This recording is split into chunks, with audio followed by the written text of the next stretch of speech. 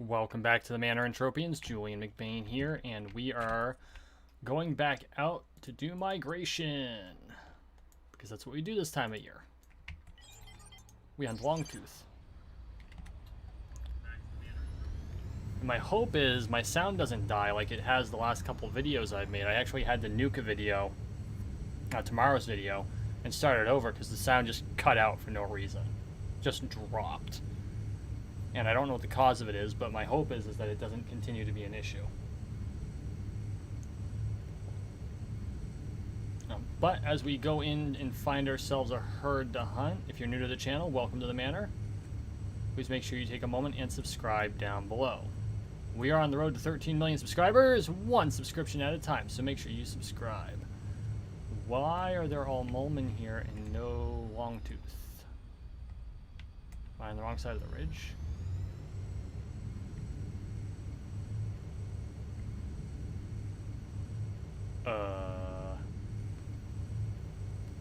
Where's the herd? There's the herd. Their migration must be progressing. I think they alter how they do migration every year. That's not a great landing spot. Let's hop on top of the ridge.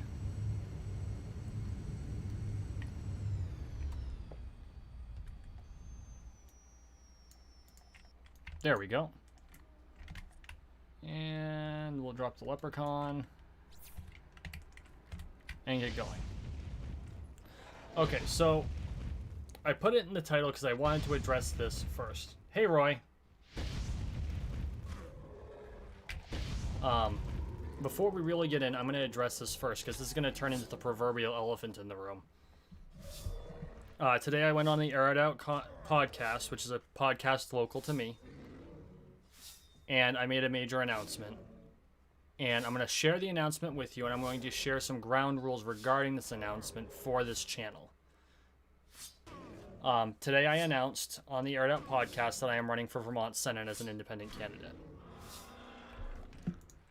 If you want to go hear about it, you can go to @AirItOut on Facebook. You're more than welcome to engage me on Facebook about things. That's what it's there for. I will not, under any circumstances, be discussing politics on this channel other than to let you know that that announcement was made. So, no political subjects. I will not engage with it. I will not talk about it. Contact me on Facebook. I have a page there specifically for it. And yes, you even get to learn my real name for those of you who don't know it already. But I wanted to address that right away because I know that it's out there, someone's going to find it, and they're going to start asking questions. And that's cool, but this is not the place. So, that's what I've got on that. Yeah, silver did go up today. That's a pretty good jump, too. There's a lot of uncertainty right now.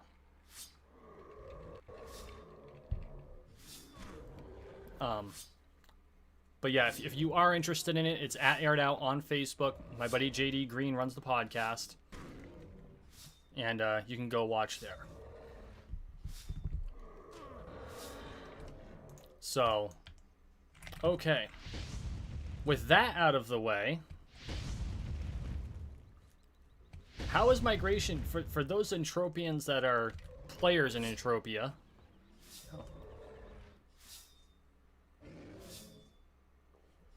how is migration going for you? Why is the sky blue? Actually, Jay, I have the answer to that. It's Rayleigh scattering.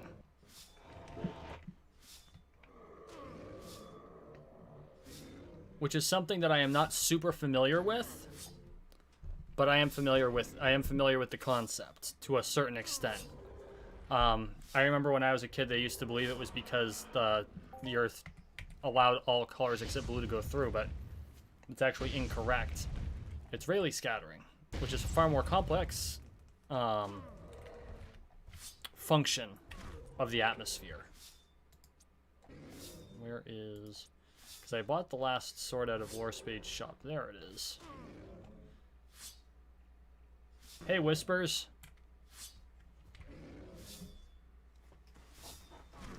Oh, and contrary to popular beliefs, while the sky is in fact blue, Smurfs are not. Smurfs are green. You just have to adjust your TV. Hey, cat.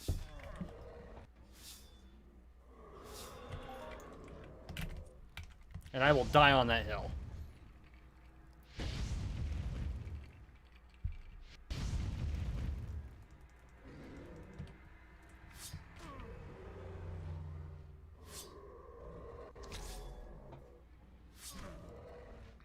So, lore speed, what's your prediction? Do you think silver's going to keep going up, or do you think it's going to drop?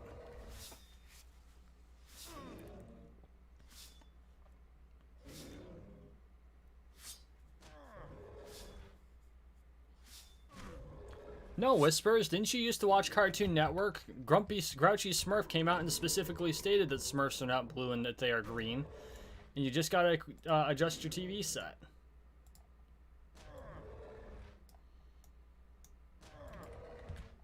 Let's kill him before he kills me. There we go. Now we can fix our... Boom. Okay. Let's go hunt us some more Longtooth, eh?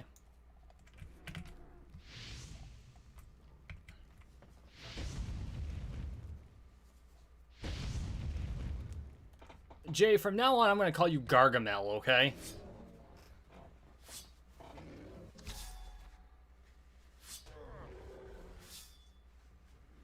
No, I'm not colorblind. Although I do have some friends that are. Actually, I've got two Mason brothers that are. And both of them swear by Enchroma glasses. Seriously. If you are colorblind, or if you know someone who's colorblind, they have been able to provide a real look into what it's like to be colorblind and what Enchroma glasses do. And I couldn't support the notion of Enchroma enough. I really hope to see those glasses explode as a solution to color blindness.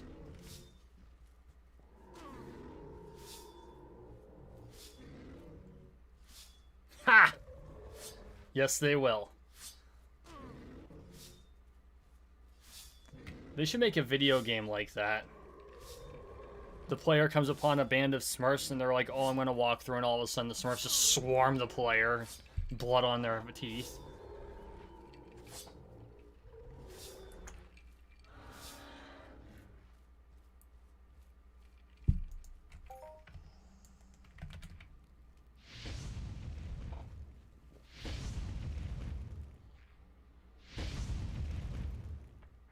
I swear, we talk about the strangest topics in this live stream.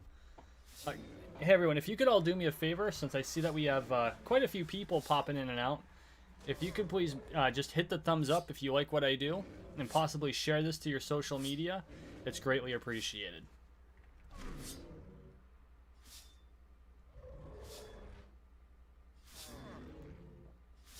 Dude, I doubt there's enough meat on a Smurf's bones to warrant even 20 of them being enough.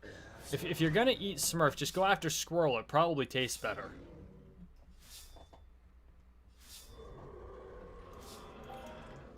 And they're a lot more plentiful.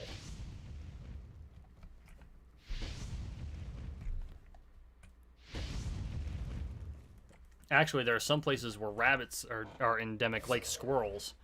When I lived in Bismarck, North Dakota, the rabbits were so common, they were almost a nuisance. They were everywhere. And part of me is like, I need a frickin' rabbit stick. There's dinner.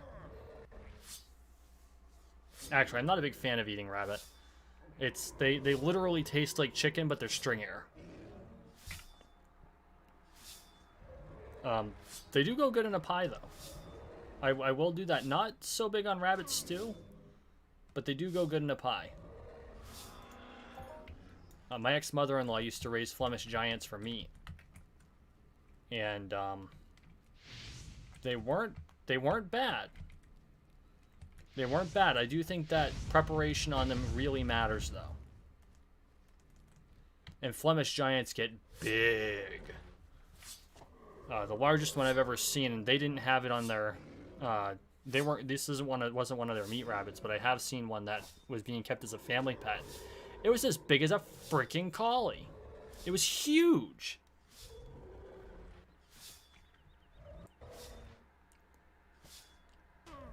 And they're pretty much just cats with big feet. Like, you can box train them. They're fairly docile.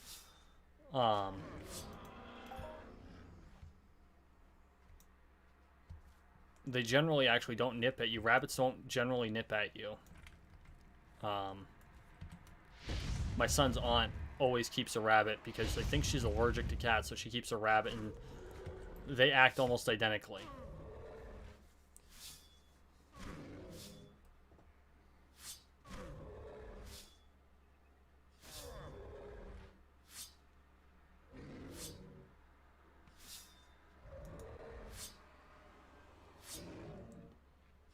They're having a what, Jay? You're leaving us all in suspense.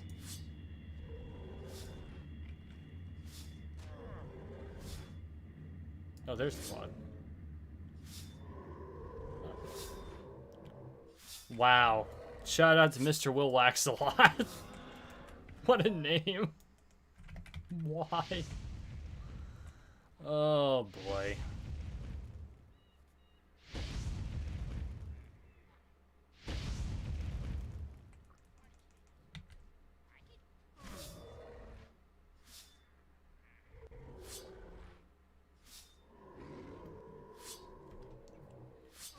Hey, that's really cool, Jay. That means that they like you.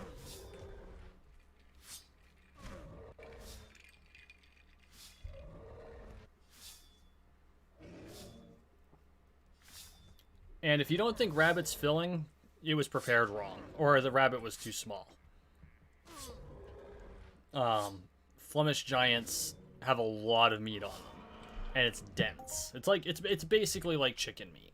It is. Even the flavor's similar to chicken, in my opinion. Although it might have just been the way that my ex-mother-in-law prepared it.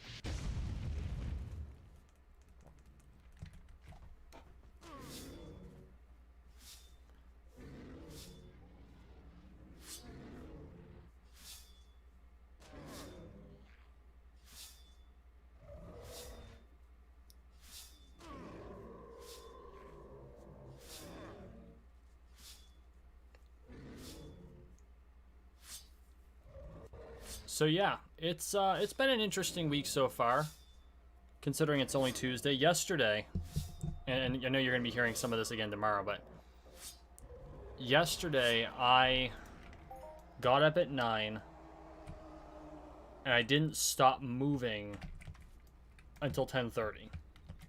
Like, no joke. That was a long-ass day. And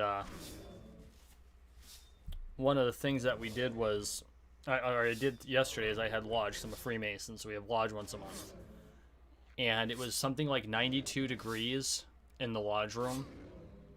And so the head of the lodge, he's the worshipful master, it's the title that reigns back to like the 1400s, comes out and says, so normally I'm big on ceremony, but we're going to barrel through this because it's too freaking hot. So I was like, oh, if he says we're barreling through, you know it's too warm. And it was. It was just sweltering because we don't have any air conditioner in the lodge because the temple is like 200 years old. I think it was built at the beginning of the 1800s. It used to be a hospital. But that means central air isn't something you can really put in there. Although if I ever strike it rich, if this channel ever blows up, I'm going to pay to have proper air conditioning put into place.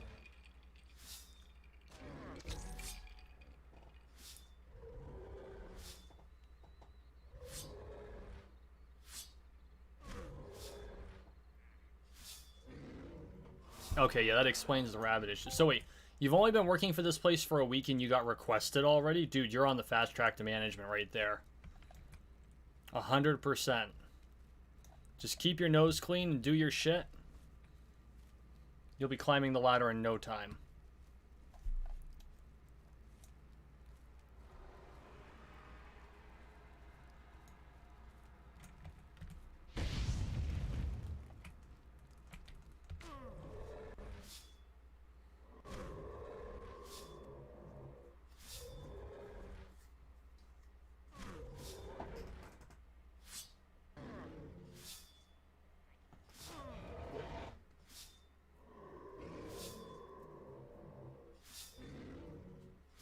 So what else do we have going on today?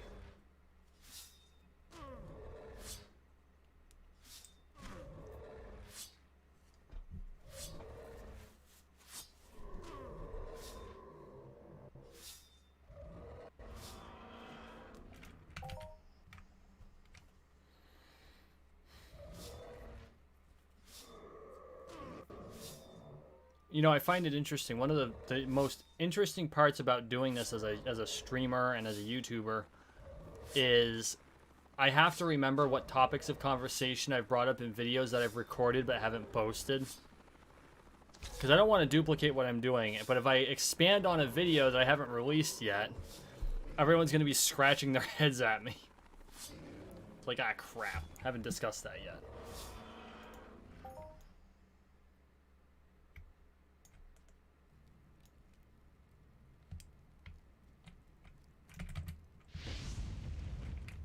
You know what, Jay? You never know.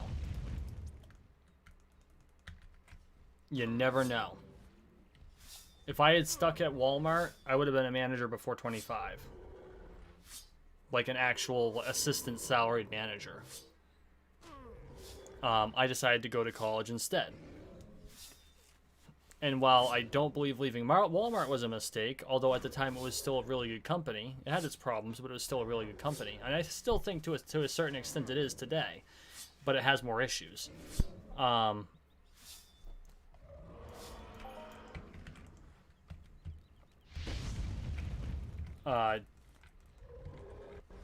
I do think that the fact that what I went to college for and when I went to college, although there was no way to predict that going to college in 2005 was going to end up being a mistake in 2008.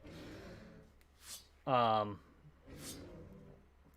absolutely believe that you'll be able to make manager, depending on, I mean, I don't know the structure of the company you're in. I don't know how big it is, how many slots there are. But, dude, all you got to do is you keep your nose clean, you do your shit, you work hard, you grind like mad. Someone's going to notice you. Someone will take you under their wing. And if they do that, just go for it.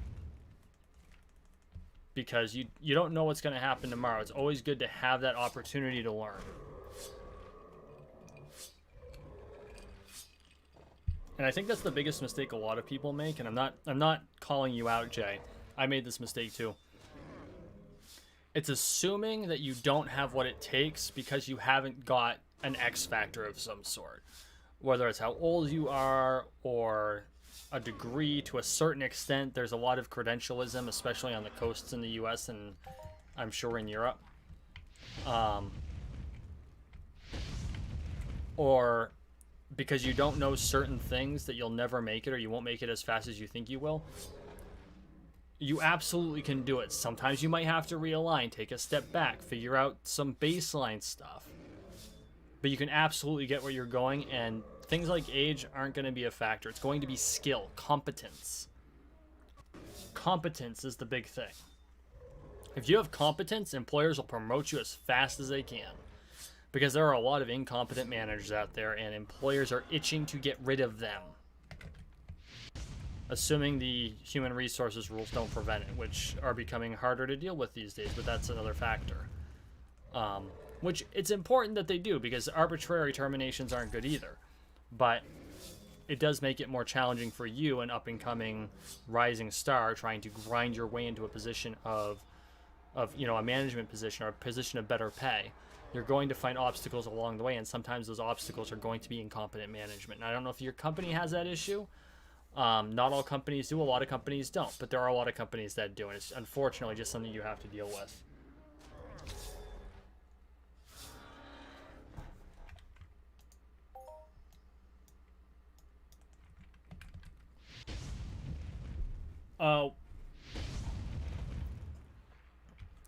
Forgive me, Jay, but what's SCCC? Is it a community college?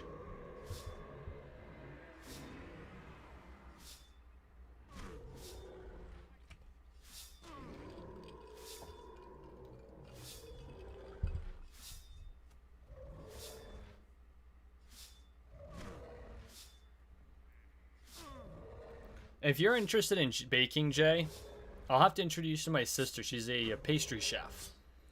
and she went to Southern New Hampshire University. And I have to admit, my original plan was actually to move and be closer to her and other members of my family in Stone March, which is New Hampshire for non-Scadians, but ended up not due to life. And I think my waistline appreciates the fact that I didn't, because I probably would have been in her bakery every day, and that would have been really bad. Schenectady. Okay. So let's talk about Schenectady for a minute. I like talking about Schenectady. Unfortunately, I can't remember the gentleman's name. I went to Daniel Webster College in Nashua, New Hampshire for flight. And I ended up switching to organizational management as we found out that my ex-wife was pregnant. At the time, we were just dating. We weren't even married yet. But pregnant with my son. And so I switched to business management. I got into marketing management and that sort of thing, which is why I do marketing now.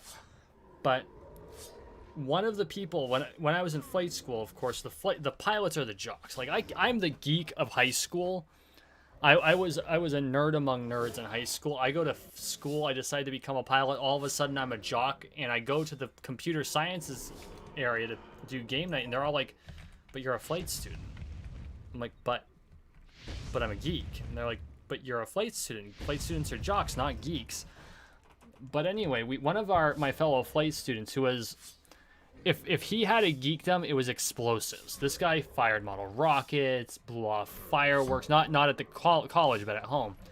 He had created a switchboard for firing off model rockets with multiple stages that had 7 safety switches just because he could. He just wanted to have to flip a whole bunch of switches. Including, he had one that required a fucking key. Okay, I shit you not.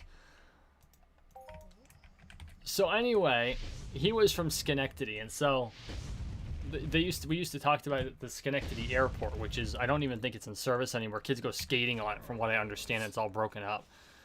But one day we just got fed up with him, or someone got fed up with him because he was bragging about Schenectady. So he's like, and we had just finished a lesson. So my ground instructor was Colonel Douglas Joyce. And Colonel Joyce was a test pilot for the F-16. And in fact, he holds the record for most hours in an F-16 with the engines off. In flight with the engines off. Think about that for a second. World record in flight, engines off. And he has more flight hours in the F-16 with the engines off than he does with the engines on. And so one of the things he had us do as a project is we had to actually design a drop launch system for the planes we flew, which is a Cessna 172. For those of you who aren't familiar with aircraft, it's like the most forgiving airplane on the planet. You could fly it with your eyes closed and both your arms tied behind your back. I wish I was joking about that. This is a plane that literally flies itself. Like, seriously, literally flies itself. I have tried. There are times I was putting maximum effort into making it not fly correctly, and it was just like, no, fuck you, I'm flying straight and level. But after that lesson, it was probably less than a week. Global! Ooh, that's a good global, 90 ped. It was probably less than a week after this lesson. He was just going on a tear about Schenectady, so we're all like, dude, we just took the lesson on drop launching missiles off our Cessnas. Don't think we won't try to actually mount rockets to our Cessnas and just rocket bomb the Schenectady airport on principle. That particular lesson ended up no longer being allowed, I think, after my sophomore year, because you take that in freshman year. I think they stopped doing it my sophomore year because someone actually tried mounting one to a Cessna. And the school had to step in there like, no. You can't do that. It's funny, but no.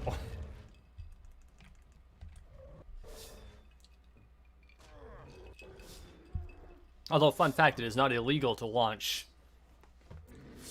It is not illegal to mount or launch rockets from a Cessna.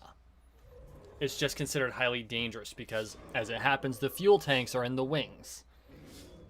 I don't know about you, but I don't like the idea of putting a firework, essentially, next to a bunch of aviation gas. That's the very definition of bad idea.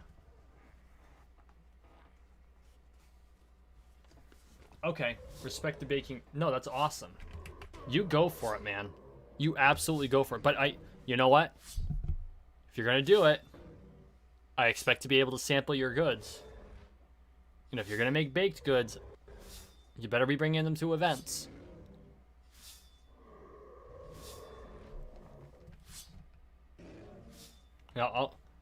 I'm sure I can convince your mother to force you to do it too, so that won't be very hard.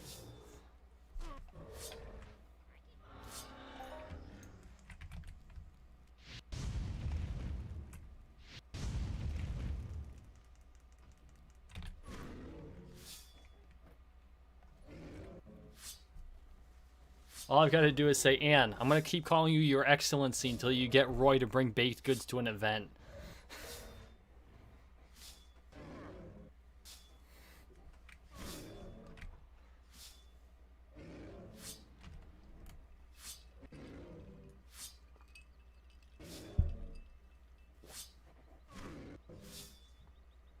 Of course we're talking about... Dude, I am a foodie from a family of foodies. Food is always a discussion topic on the table for me, no pun intended. Although if you've got a different topic of conversation you'd like to bring up, feel free, because I'm more than happy to talk about just about anything.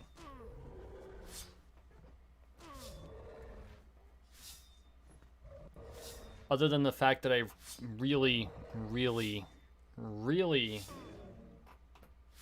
miss winter. Or actually, no, I like fall. And it's not because it's leaf peeping season, because that's actually really annoying, but because warm days, cool nights.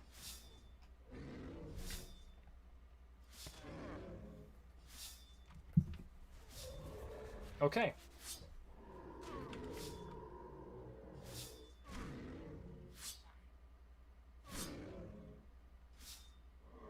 Oh, Jesus, Jay. I was going to Canoe this year. Like, I had it planned out. I had the vacation time set aside. I had, like, all of the things were prepared. And, yeah. That didn't happen this year, did it?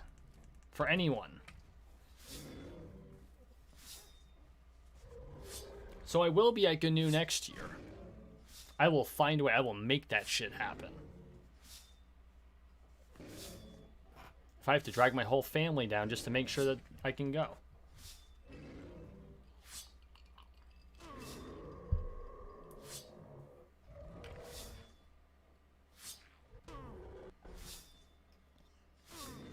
I haven't been to a war event in going on 4 years. I am itching to get into some good melee. Although I think it'll be a great many years before I command a Kingdom's army again. That was cool. Actually, I didn't command the army, I commanded the navy. But that was cool. Like, that... We were short on people that year. And he looks at me and goes, Julian, you're in charge. I'm like, wait, what? He goes, yeah, command the navy. Go pick up the boat. Shit.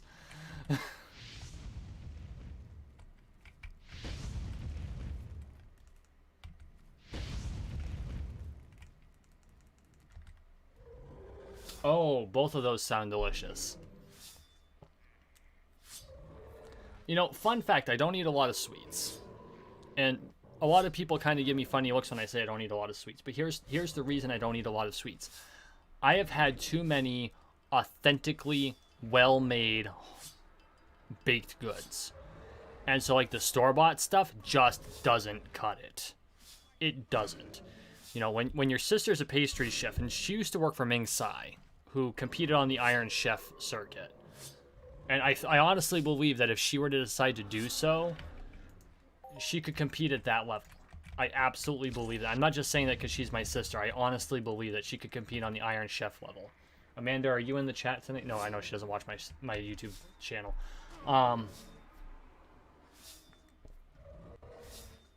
But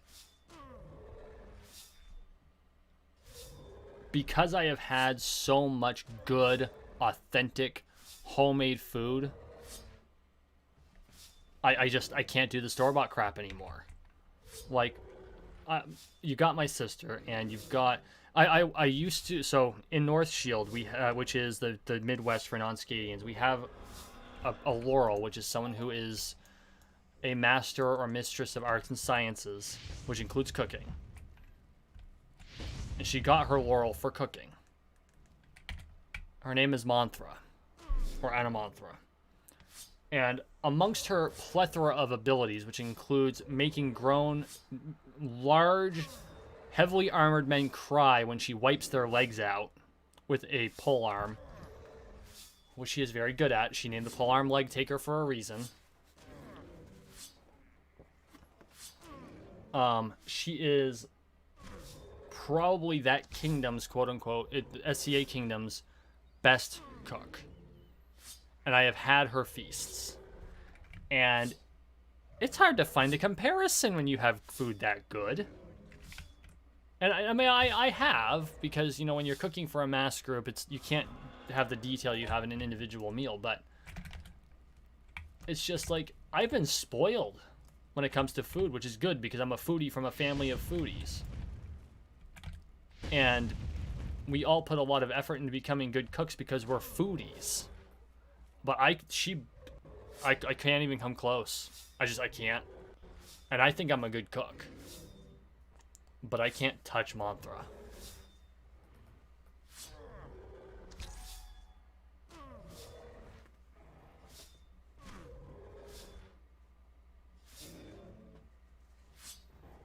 Yeah, and Kat, you know what?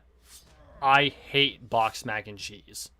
I loathe it with a fiery passion. I'm not big on mac and cheese to begin with, but boxed mac and cheese, forget it. However, my mother did make, and I got to try, and it was actually really good, a campfire mac and cheese made in a Dutch oven. And as someone who is not big on mac and cheese, if it doesn't have buffalo chicken in it, oh my god. Oh, that could, like, flip me on mac and cheese permanently, because it was fucking delicious. And yes, you can get a Laurel for cooking.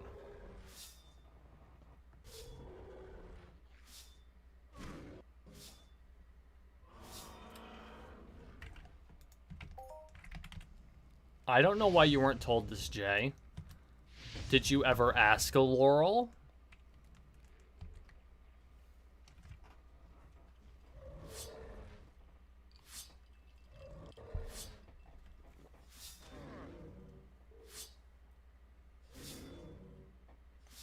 Now keep in mind, people with Laurels in cooking get it for period goods. So bringing cupcakes and brownies ain't gonna get you a Laurel, although it could possibly get you a Pelican. For non-Scadians, Pelican is the same level as Laurel. So basically like a master's. It's not a degree. It's an award, a master's level award for service. And if you run around passing out brownies and cookies to people at events for enough years, they're gonna someone's gonna give you a Pelican at some point. Kat, you nailed it on the head. He never asked. And what is the answer to the question you never ask? No. If you never ask the question, the answer is always, always, always no.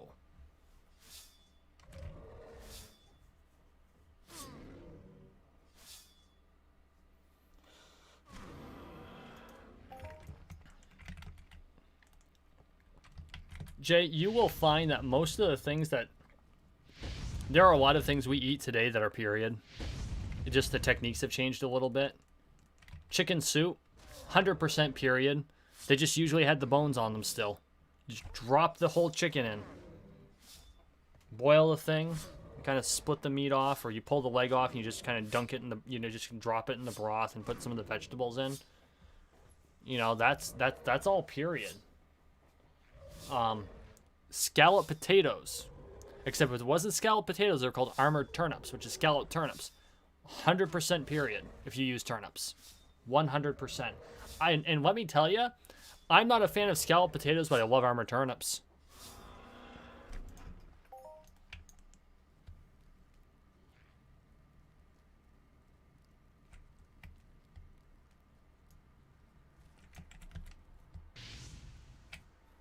Trying to think of what other, well,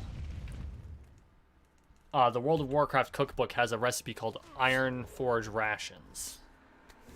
Now, Iron Forge Rations are, of course, not a period dish. However, it includes all period ingredients. And conceivably, they would have done it this way. So what you do is you make haggis. And I just watched half my viewers leave. I'm joking. You make haggis. And then you put the haggis on toast. No, sorry. Correction. You take the haggis, you fry it up. You make a beer gravy as you're frying it up. So basically you take a dark beer. I used either 1554 or Guinness. I miss 1554. I need to get some 1554. You either get Guinness or 1554. You throw about a tablespoon of flour on it. You dump about half the beer on it. You stir it up. It makes a gravy. You slap that shit on toast. Not shit, it's good stuff. But you slap that on toast. You put some cheese over it. And you got Iron Forge rations. And technically speaking, it is not a period dish. Although I would challenge, if you handed this to a Scotsman in the 1400s, he'd be like, I never thought of this combination. This looks like some good shit. I can't do the accent. What the fuck? I'm Scottish. I just did Irish, and I don't know what. Hang on. Let me see if I can't get the Scottish accent going. Because the Irish accent's back in the back of the throat, but the Scottish accent's on the tip of the tongue. And so you took me haggis, and I see the haggis, and I love haggis. And then you took toasted bread, and I like toasted bread, and I like cheese. My goats have good cheese. And so you take the haggis and you make a gravy out of beer. And I don't know a better way to make gravy than out of beer. And you mix it with the haggis, which is unorthodox, but I can roll with that. I like gravy and I like haggis. Why wouldn't they go well together? And then you put it on the toast. And that's unique, but I like toast too, so that's great. And then you put cheese on top of it. And I'm just loving all these ingredients. Although I don't understand why it's not goat cheese, but I guess the cow cheese is good too. And I bite into it, and it's the most amazing just conglomeration of flavors in my mouth. I love it. There, I did Scottish.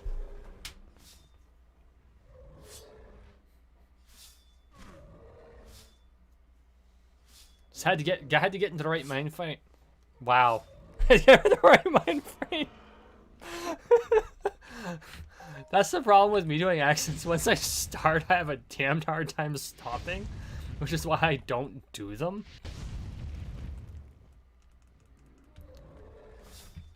And actually, it's on St. Patrick's Day. This is probably oh shit, it was 11 years ago. I don't even think my son was walking it. I was working at a Cumberland Farms down in White River Junction, Vermont. Cumberland Farms is a convenience store company, and actually they just got bought out by Kroger like last year.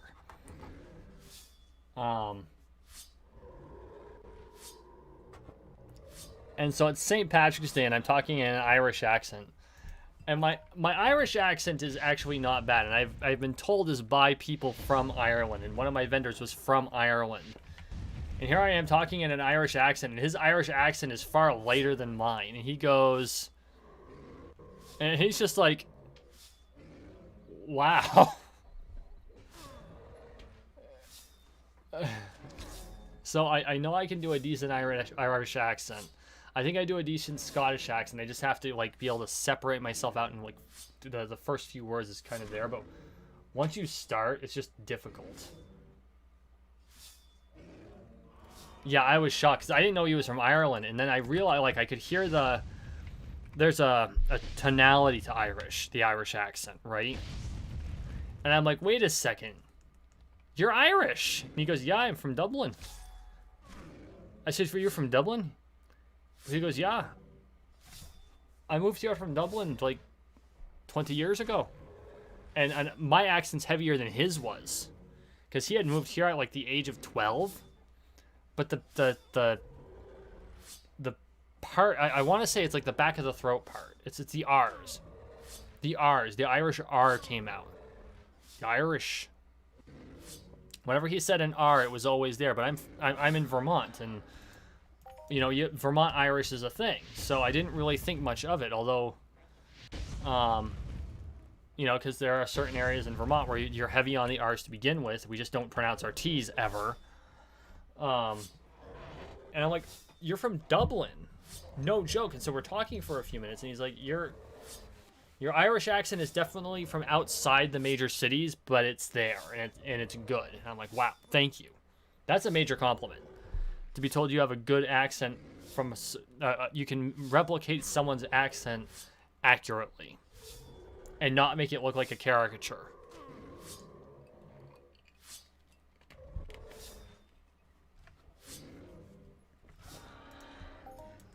And I feel like I can't replicate that with the Scottish accent. But I can do it with the Irish to a certain extent.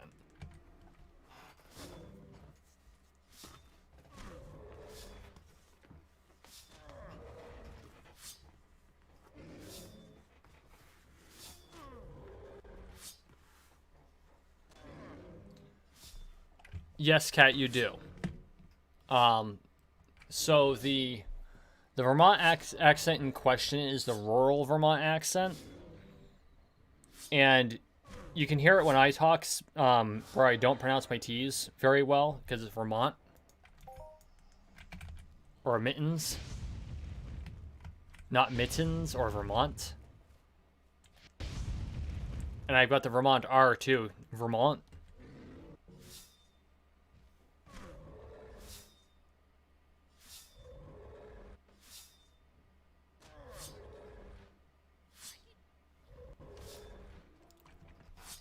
Yeah, I go full Vermont farmer when I'm angry.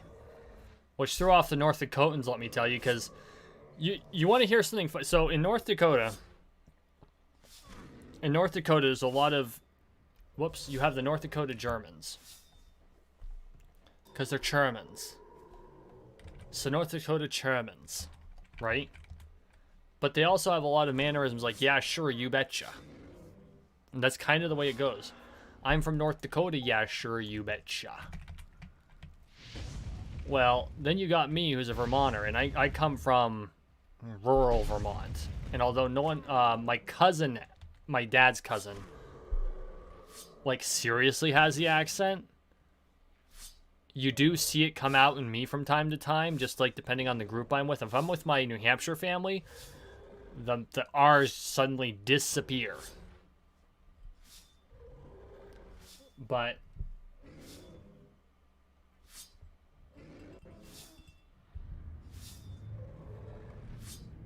yeah, you definitely have a New Yorker accent when you're excited. There's no denying that. But for those of who are not familiar with the Vermont accent sounds something like this, and you hear it a lot out in the countryside, and it's very yokel-like. But the people out here are kind of proud of it, and there's nothing wrong with that. But it definitely doesn't sound like the city folk do down and up and into Stowe, where all the skiers are.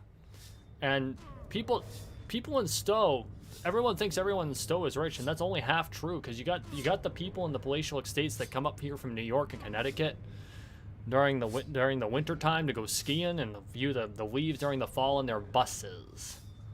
The other half of Stowe is not. They're all the native Vermonters, and generally speaking, that's definitely the less rich part of town. And to quote my favorite yokel comedian, Russ DeWeese, I got a whippercord for graduation. I got a weed whacker for graduation. What you get? And that's life up here in Vermont.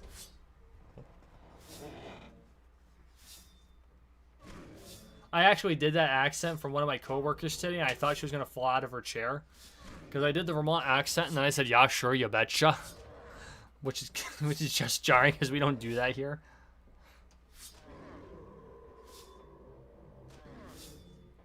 I'm scaring away my audience. I'm sorry, guys.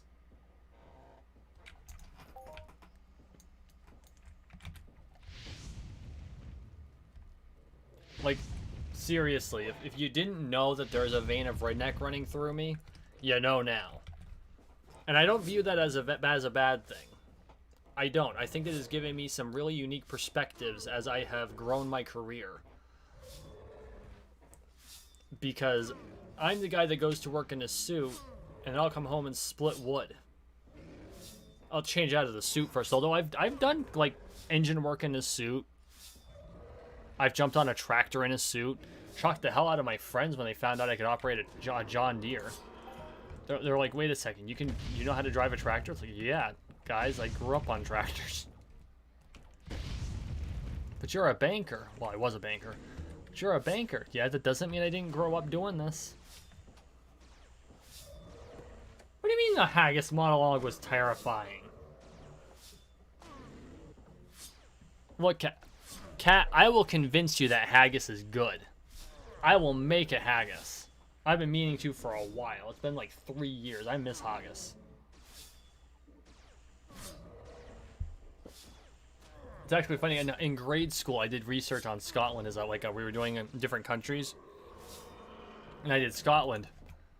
And originally, I wanted to make a Haggis, and then we saw what went into it, and we're like, oh. Not only is this incredibly difficult, it's actually illegal to make the way the original recipe was. So I do adjust the recipe some. We can't use sheep offal in the United States.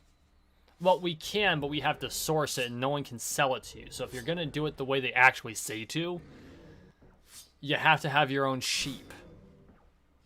So instead, I use mutton, actual meat, to replace the offal, and then instead of boiling it in the stomach, I use a plastic bag, which is considered an acceptable alternative, like a Ziploc. And I checked on all this, and it's all food safe, and it's all good to go. I'm gonna change your mind about Haggis. That's it. This is happening. I'm gonna bring it as part of a food plan the next time we go to an event.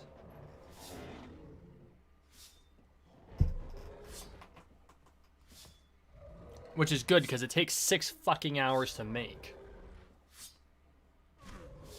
Correction, 6 hours to cook. There's another hour of prep before you cook it. I think my voice just broke.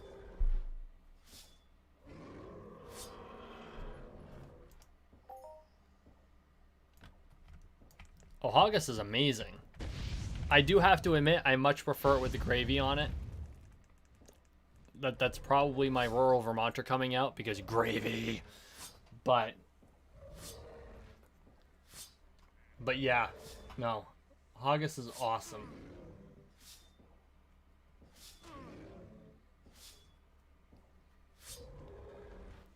Kenrick, don't thumb your nose at the cuisine until you've given it a try. You never know. You might like it.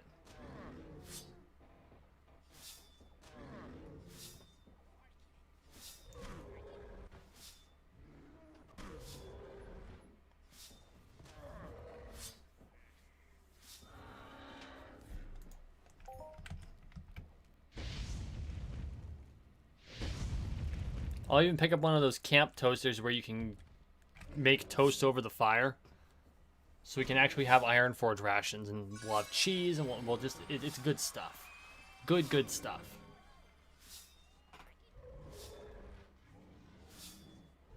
But have you had my Haggis? Where I use true mutton instead of offal. Which I know changes the flavor profile. And if I ever go to Scotland, I'm actually going to try honest to goodness Haggis. Because I have found that there are plenty of foods that most people, like, they turn up their nose at just on principle. And I'm like, actually, it's pretty good. Like, I like eggy rice. For those of you who are not familiar with eggy rice, it's a Japanese dish where you take white rice that's heated, you crack a raw egg over it, you mix it up, and you eat it. And it's not bad. It really isn't. It takes a little getting used to the texture, but it's not bad at all. Now, I will say that because I haven't eaten raw egg all my life, it does tend toward the bloating. But you just... And the other problem is American eggs tend to be large, whereas Japanese eggs are no bigger than medium, so you want to crack a medium egg over it.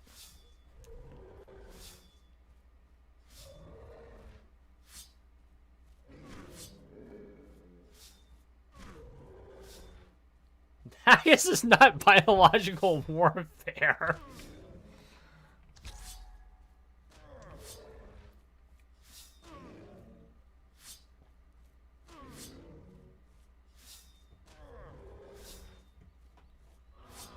Oh yeah, eggy rice is an awesome dish. It's just, unfortunately, I can't find medium eggs. It's just too much egg. You gotta balance the egg with the rice, and I can't eat a bowl of rice big enough to contain a jumbo size egg, which is what my family insists on buying. It's just, it's too much. Like, I'd have to split it into 2 meals, and it just doesn't quite do it right, because you can't save it. You gotta eat it all in one sitting. The yolk just doesn't preserve properly, and the yolk always ends up in one of the 2 dishes. Because that's where a lot of the flavor comes from. I mean, I know you can add an extra yolk, but then you get all the egg white that goes to waste, and I don't have any reason to use meringue in many dishes, although I hear you can do that. You can use meringue as a substitute in okonomiyaki for some things that you can't get in the States. But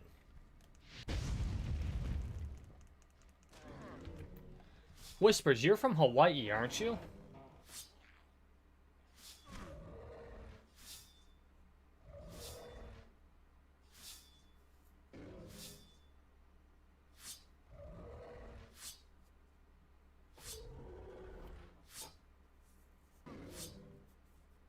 Because eggy rice is not a common dish in the continental states. That's why I'm asking.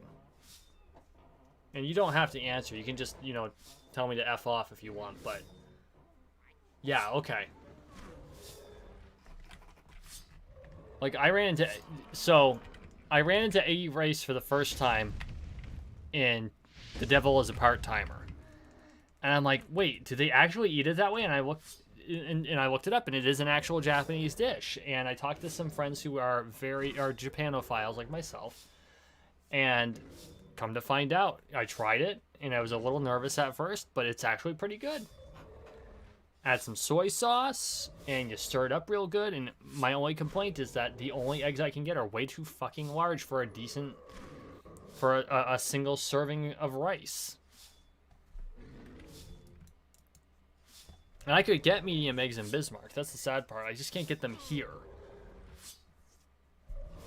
Because I guess our chickens are just, you know... They like to overproduce.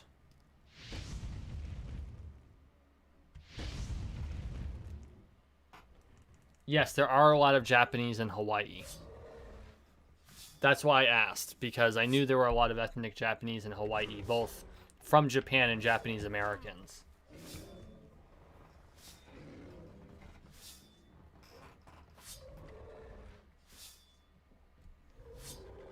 So if you've got a laptop, go make yourself some eggy rice and just drag the laptop with you. Do you know how many YouTube videos and live streamers I watch while I'm cooking? Oh god, that just reminds me of how much time I spend in a kitchen. Because I spend a lot of time in a kitchen. Actually, Kat, I'm not hungry. But I love talking about food. I told you, I'm a foodie from a family of foodies. You want to talk about food, you got a conversation topic for all day. The only thing that turns me off of a conversation about food is anyone trying to argue that well done is an acceptable temperature for steak.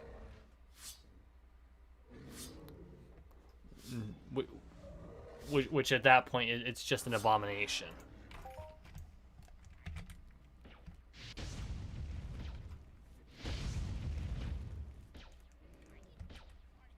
Oh, see, Whisper, yeah, no. Eggy rice is awesome, but it doesn't beat ribeye. I'm sorry.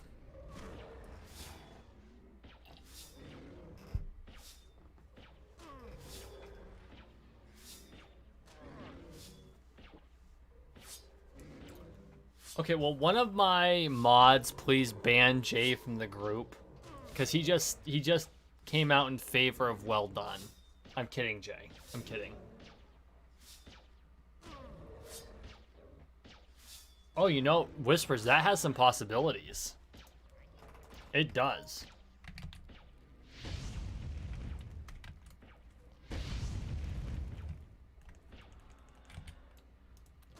I hear someone hunting near me. I think, was that person's name Coke? Using a 0 for an O?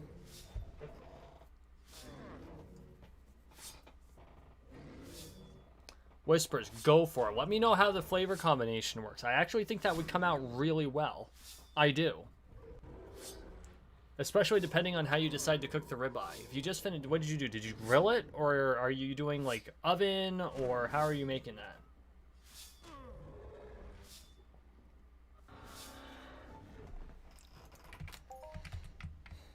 See, I wish I could get medium eggs. When my family had chickens, the chickens produced what were essentially medium eggs. I just, for some reason, they're all large.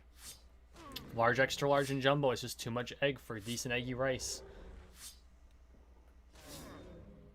Yeah, go for it. Just tell us how the flavor combination works out for you. You know, no joke.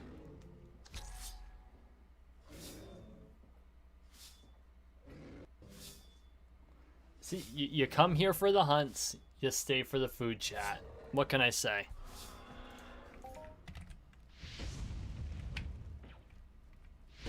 See, that's something they need to add to Entropia Universe, and the irony is, I know that there are some competitor RCs that are up and coming that are going to have cooking. It was one of my favorite things to do in WoW. It's cooking. Like I want to have long tooth steaks on a grill that I can make in my apartment, and I can just have a barbecue with my friends. And it doesn't have to actually like. They don't have to give away money to do this. They can make it like fruit where the value of the meat is worthless. But it gives like a buff. You know what I'm saying? You know, increased health. How's that going to affect Mindarch's bottom line? They don't make anything off of death. They make their money off of decay.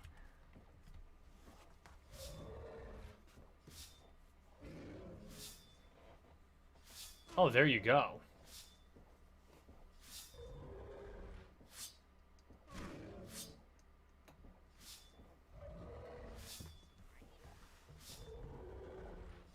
Jay. No.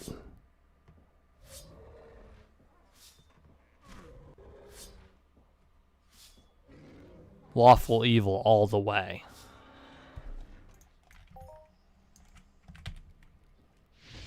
Or true neutral. I'll accept true neutral.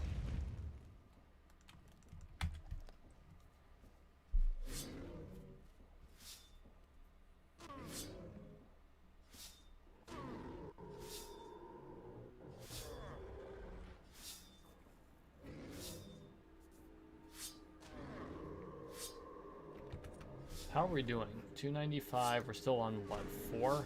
243. So we're still on about 5.5 ped worth of ammo. We got a lot of kidney oil. That global was amazing. Wouldn't mind one more Mindarch, just saying.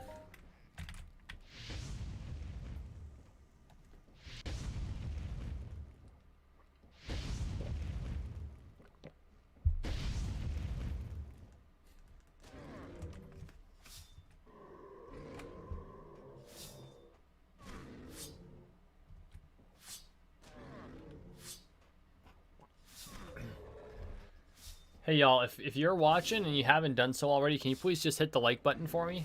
I really appreciate it. It helps me a lot in the algorithm, and it helps me to get my channel out there.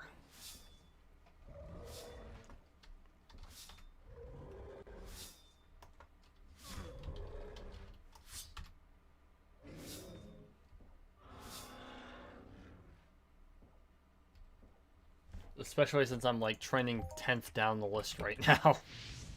Probably because we're talking about food and not Migration 2, 3, 4, 5, 6, 7, 8, 9, 10. Oh, what? Oh, I'm number 12.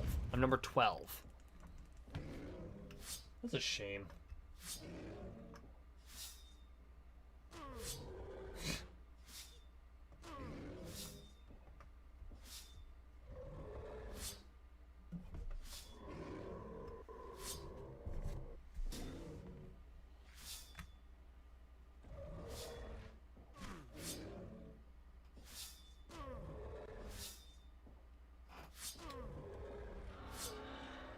That is true. Rogues do that.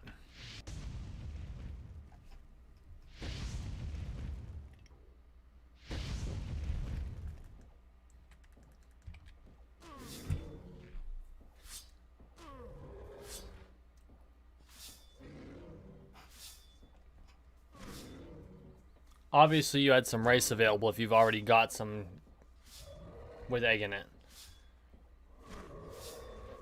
Whispers, do you use a rice cooker or do you cook at stovetop?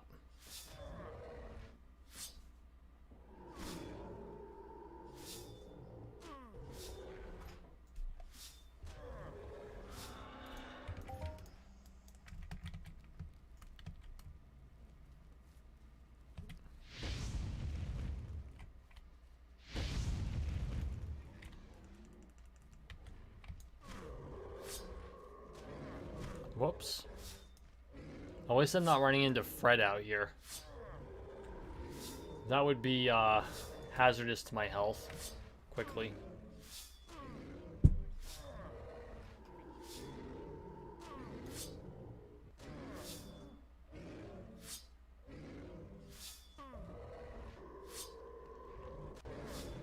That's fair, Whispers.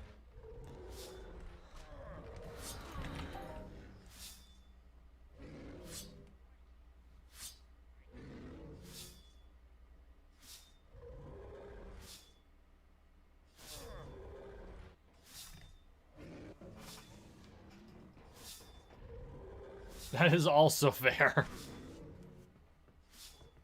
Hawaii is on my bucket list. It really is. And it's not for what most people think it's on my bucket list for. I want to visit the volcanoes.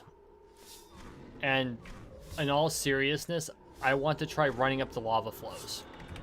Like, I've seen people do it. They'll go into, like, the cooling patches, but there's hot lava. I want to run up the lava flow. I want to try that.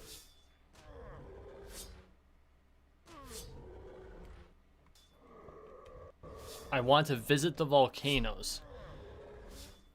That's like the whole reason I want to visit Hawaii. There are a couple of landmarks I want to visit. Like I want to visit Pearl Harbor, the Arizona Memorial. But honestly, the biggest reason I'd be there is not for the beaches. It's for the volcano. And the food.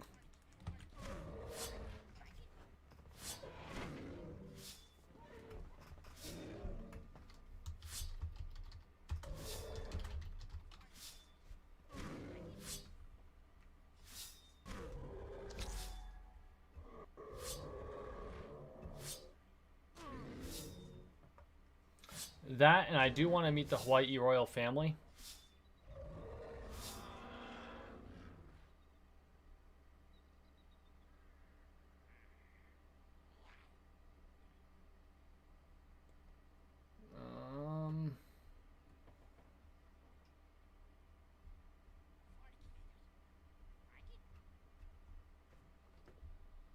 Let's see.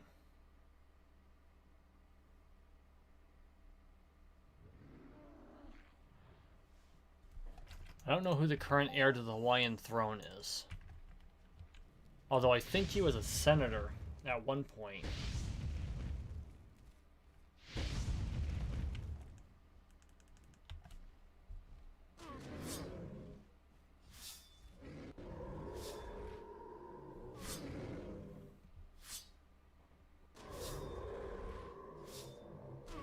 Yeah, I'm aware I'm going to have to visit multiple islands. I'm okay with that. I mean, Hawaii is a large archipelago.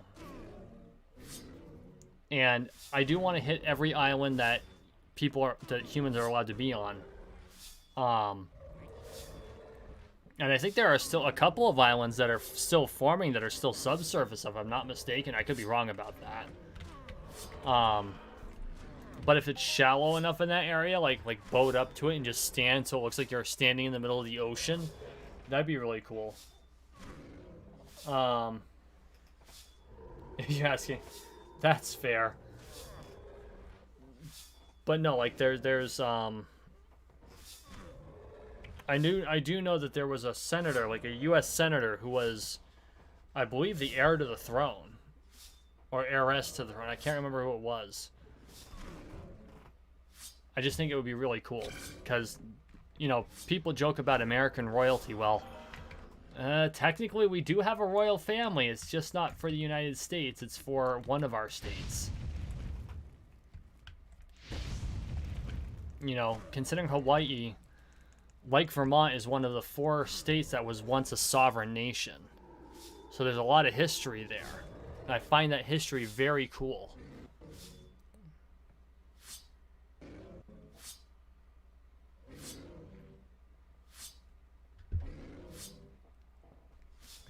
And so for those of you curious as to what 4 states of the United States were once sovereign nations, you've got Vermont, Hawaii, Texas, and California. Vermont, Texas, and California were all republics, and Hawaii was a kingdom, and then I believe it was a short-lived republic before it became a state.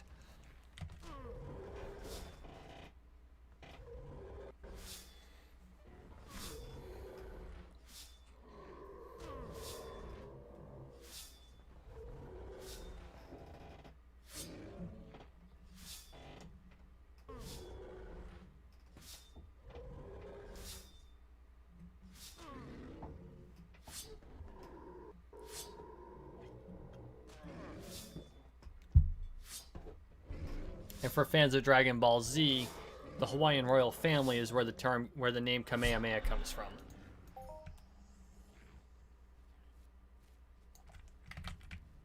For those of you who are not fans of Dragon Ball Z, Kamehameha is the name of an airbending wave that the series' main character, Goku, uses.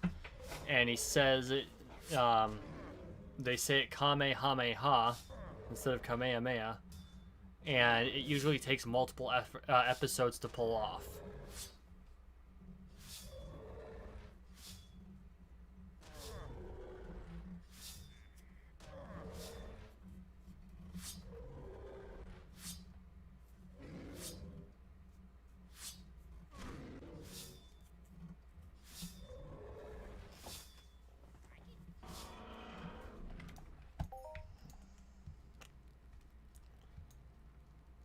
Yep. No, I'm actually fairly familiar with the Hawaiian Kingdom. Not as familiar as I'd like to be with the Hawaiian Kingdom, but I have long been a study of monarchies. You know, I've lived in a republic all my life, right? I've never visited a monarchy. I've never been outside the United States, which is a deficiency on my part, but it's because I've never gone through the trouble of getting a passport. Again, a deficiency on my part. But I have long been interested in monarchies and the way that different monarchies have operated over the years. And so when I was much younger, I remembered probably a decade ago that Hawaii had been a kingdom, and so I looked into it. And the fact that the royal family is still around. Like, usually when a kingdom falls and becomes a republic or whatever, the royal family gets axed.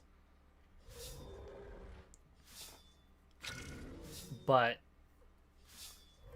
we integrated the Hawaiian royal family, and in fact it's the only royal to be a U.S. senator was a Hawaiian prince or princess, and I can't remember which, unfortunately, and I apologize to that particular senator for not remembering specifically who you were.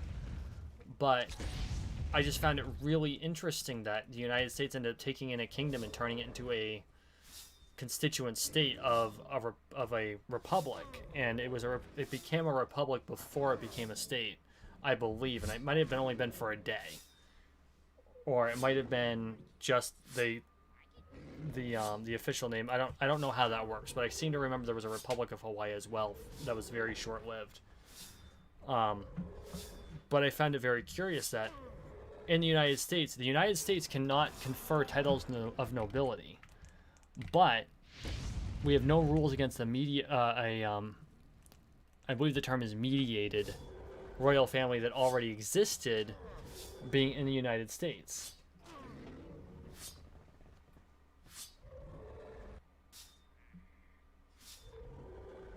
Okay, I am going to really do bad on this pronunciation, so please correct me if I'm wrong, Whispers. Kinkalaluakawa. Kawa. I know, I just murdered that pronunciation, and I know it. I apologize to that family for doing so.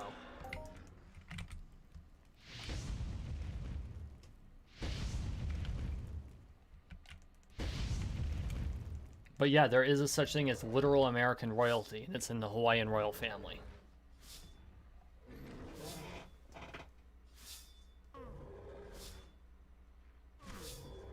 Sorry, Whispers. I know I'm a terrible person.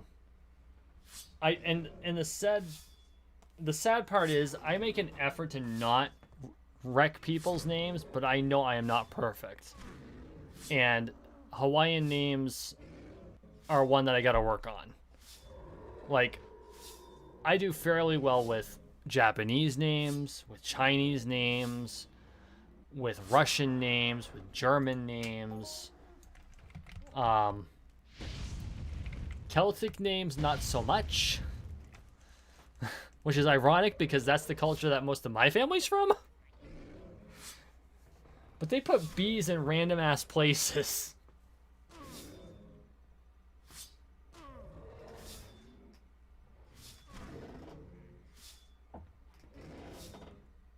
Yes, Kat. I am a total nerd. I absolutely am.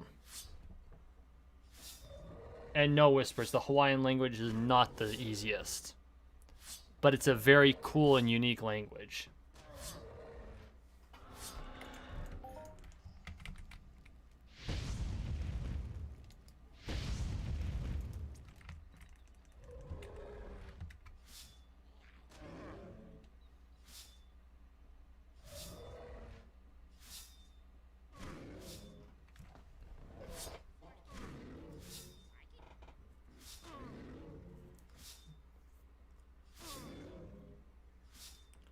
You know, I wish I had a head for languages.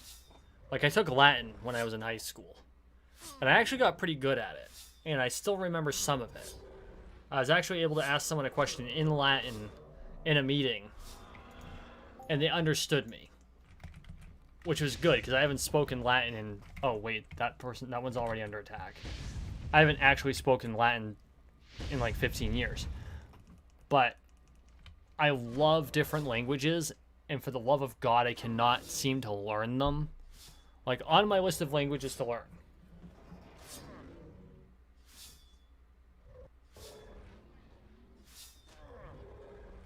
Yeah, no, I would just be like, I apologize, but I cannot speak Hawaiian. Can you tell me where this is? If I were to actually, if I was going to learn Hawaiian, I would have to move to Hawaii. And then I would immerse myself in it and force myself to learn it. Just like, I want to eventually learn Japanese, which means at some point I'm probably going to have to move to Japan for a couple of years. And just not give myself a choice. And that'll be it.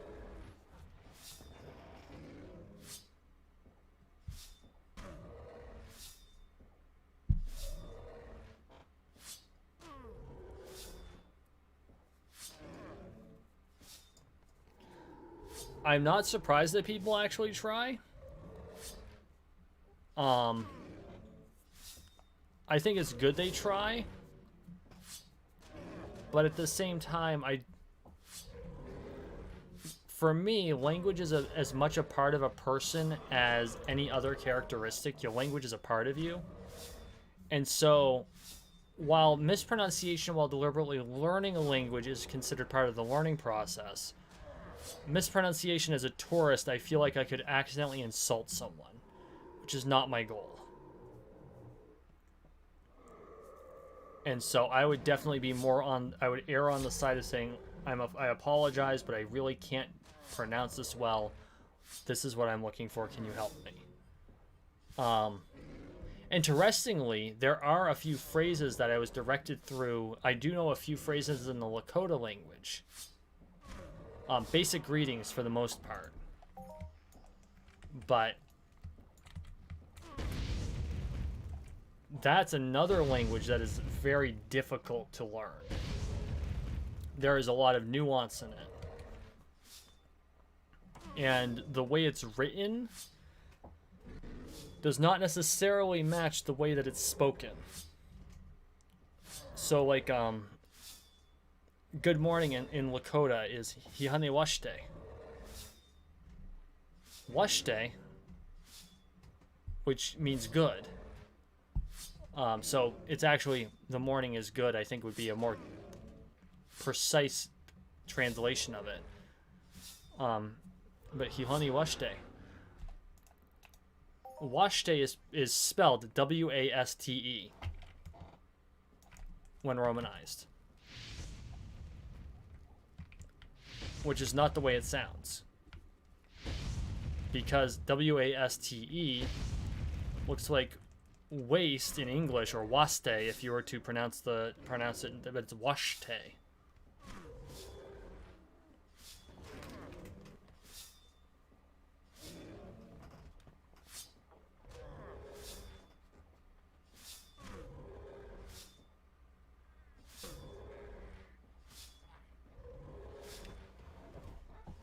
Yeah, that's fair, Jay. Unfortunately, Quebecois French is not necessarily France French. And that can cause you problems, too.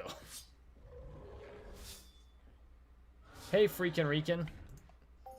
Well, you missed the whole conversation on food, but we're talking about languages now.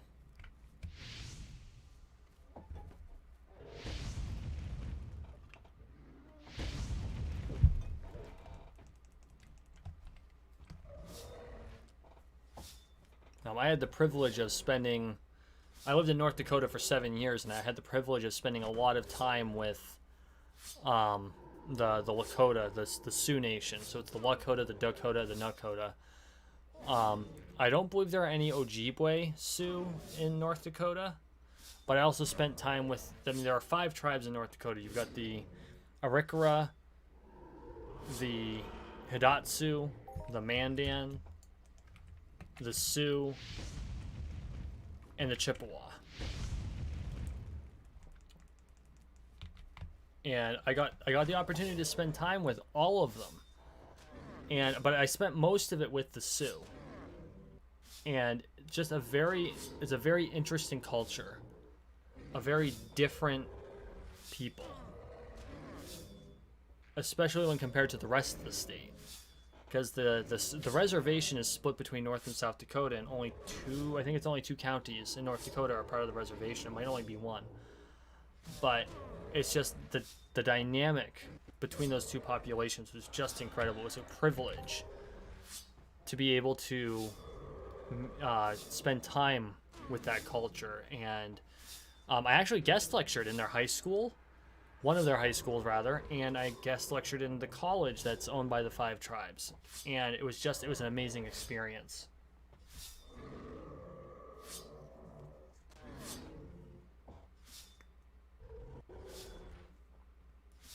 I gotta say, if I ever had the opportunity to go back just to, like, visit, I absolutely would. If I could fly back and do what I did, you know, once or twice a year and just guest lecture on the topics I did, which of course was personal finance, I would do so in a heartbeat. Just an amazing group of people, or an amazing culture.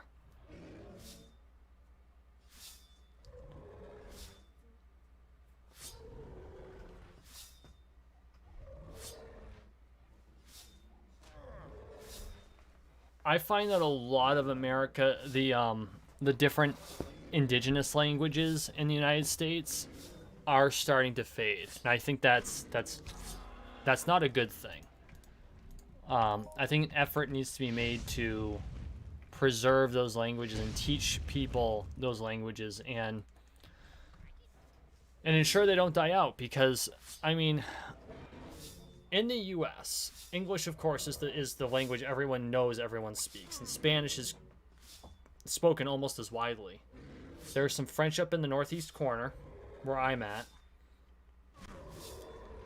but there's probably another 150 languages that exist in the United States, and they're all dying because there aren't enough people who speak them. And so my hope is that at some point we're able to codify these languages so that we can preserve them. I mean, and let's face it, some languages are more varied than others, which makes them easier to use in a more varied context. And English, out of all of them, is the most varied because, quite frankly, English is German that has stolen words from every other language on the planet. Or as they like to say, it's not a language, it's a dialect that ambushes languages in a dark alley for loose grammar. Right? We're a language of loan words. Or it's a language of loan words. But there's utility to it, so I get it. But I don't want to see these other languages disappear. There's a lot of beauty in them. If you ever hear Lakota singing, or Mohawk music, and I haven't heard a lot of Hawaiian outside of the stereotypical TV shows. Like I watched Lilo and Stitch, one of my favorite movies. There's not a lot of Hawaiian language in it, although it does. I don't know how well it displays the culture of Hawaii, so you'll have to elucidate us on that, Whispers. But if nothing else, there's the art. You don't understand the art of or the culture of a person or a nation without understanding their language. Language is integrated into the culture, and so I really hope that we find a way to preserve all of these different languages.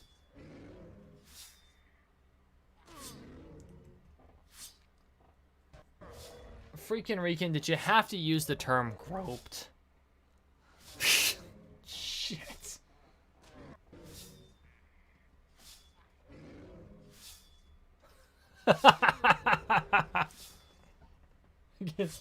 Fair enough, Whispers.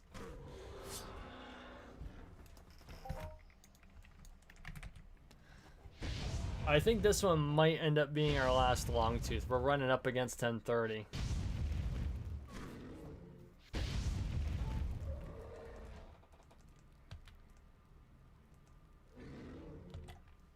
Give me a sword, please.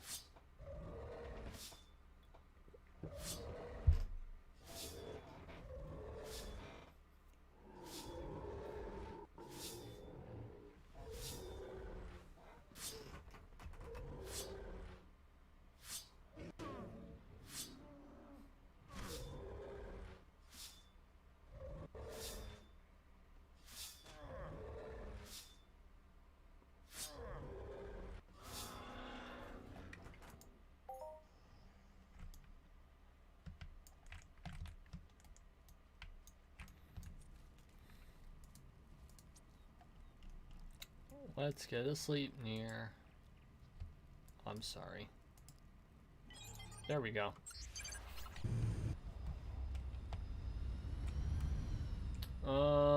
Apparently the royal house has passed to Her Royal Highness Princess Owana, and I'm not even gonna try to pronounce the rest of her name. The last name is Salazar, or I'm assuming Salazar is the family name, or it's the last of her names. For those who are interested. Where is Cape Corinth? It's probably over here where the big ass tower is.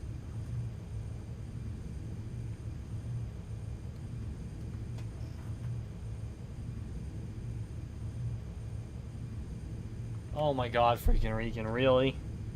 Like, I'm reading the comments backwards. I'm like, oh god, did the cat? No, no, you added to it. Ah.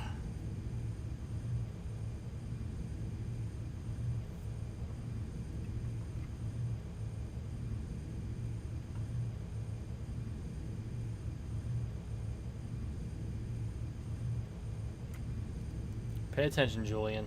Pay attention.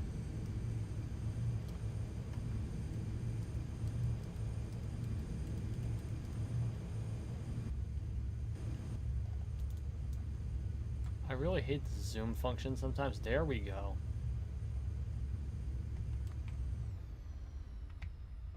I missed the landing pad. My flight instructor would be pissed. Oh, I'm almost out of fuel. I should probably do something about that. This is my fuel gauge. So, I guess oil is going to be on my list of things to buy. Okay, all. Thank you for watching. Thank you for listening. Please like, share, and subscribe down below. We are on the road to 13 million subscribers, one subscription at a time, so make sure you subscribe. Hey, everyone.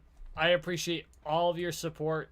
It's been a lot of fun. I can't wait to see y'all on Friday. I think I'm live streaming on Friday, but we're expecting company, so we'll see what happens. It might be next Tuesday before I stream again. But I've been trying not to skip days, so we'll see what happens.